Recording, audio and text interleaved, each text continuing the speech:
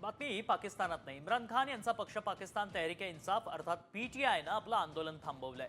इम्रान खान यांच्या पक्षानं याबाबतची घोषणा केली. इम्रान खान यांच्या सल्ल्यानं पुढील कोणताही निर्णय घेतला जाईल असं पीटीआयनं म्हटलंय. इम्रान खान यांच्या सुटकेसाठी गेले.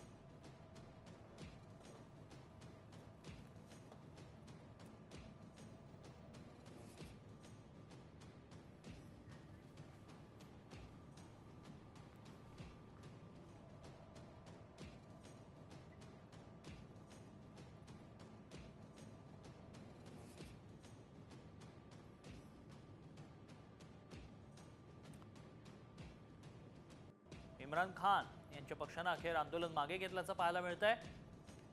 इम्रान खान यांचा पक्ष पाकिस्तान तहरीक-ए-इन्साफ अर्थात पीटीआयनं आपलं आंदोलन थांबवलं.